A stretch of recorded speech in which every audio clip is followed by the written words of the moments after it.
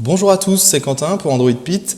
On est avec le HTC One 2014, anciennement appelé M8 ou encore All New One, vous choisissez le nom que vous préférez.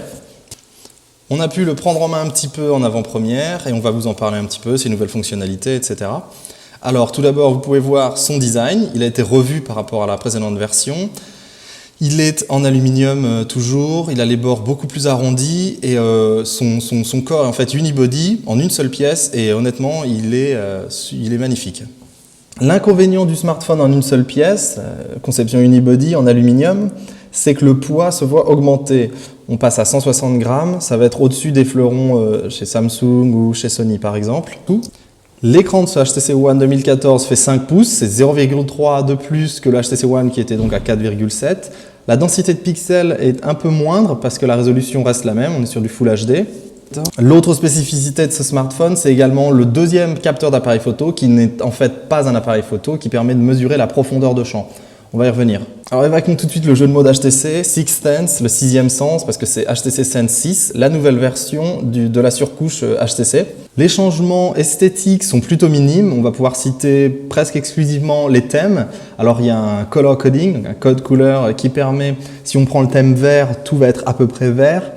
Si on prend le thème orange, ça va changer. Voilà, c'est-à-dire que tout est cohérent en fait et c'est intégré directement à HTC Sense 6. J'en profite pour vous parler des haut-parleurs que vous voyez en haut et en bas de l'appareil qui sont d'excellente qualité, qui offrent un très bon son, encore meilleur que le HTC One. On reste sur la face avant, vous voyez le capteur d'appareil photo frontal qui est très correct, 5 mégapixels, grand angle, c'est beaucoup mieux que ce que la concurrence fait. Très peu de changements pour l'application maison de photo qui s'appelle Zoé, qu'on connaissait déjà depuis le premier One.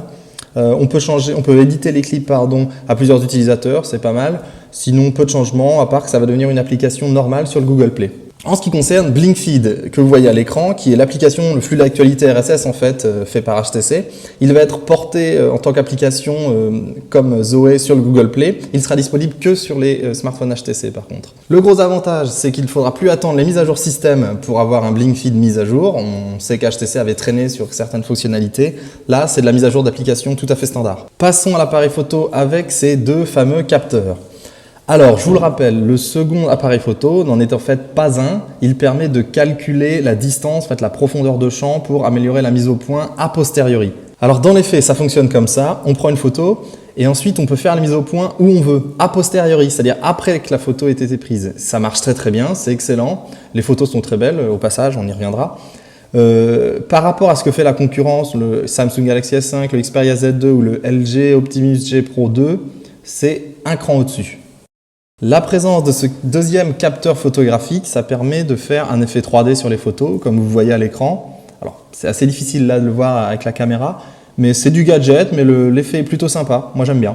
Déception pour la capture vidéo, qui n'est pas 4K, comme le Xperia Z2, mais on retrouve tout de même les 4 modes HTC, donc le mode ralenti, slow motion, le mode fast HD, donc ça en fait c'est 60 images par seconde, et un mode HDR vidéo.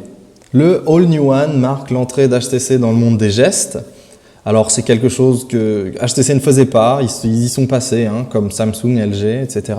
Mais HTC a bien travaillé sur ces gestes parce qu'en plus de ceux que l'on connaît, donc vous savez par exemple Nocon, on frappe sur l'écran pour le réveiller, c'est en fait la première fois que sur un smartphone on peut utiliser l'écran tactile lorsqu'il est éteint.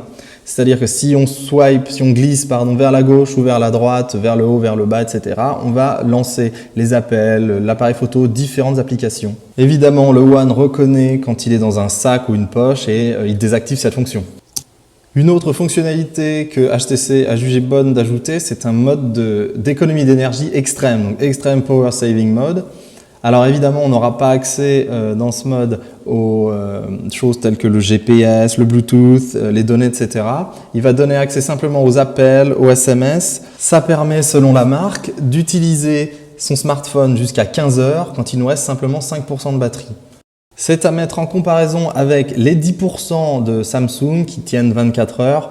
Voilà, lequel est le meilleur, on va dire que c'est assez similaire. Parmi les accessoires, on va citer Dot View Cover, qui est en fait une housse dont le clapet est perforé. Donc ça permet de voir au travers de ces petits trous l'écran et d'afficher des informations. Donc bien entendu, le One réagit. On a l'heure, on va avoir la météo, etc. Nocon fonctionne. Voilà, on peut réveiller, mais on ne peut pas glisser. Pour en savoir plus sur ce HTC One 2, lisez notre test complet sur androidpit.fr.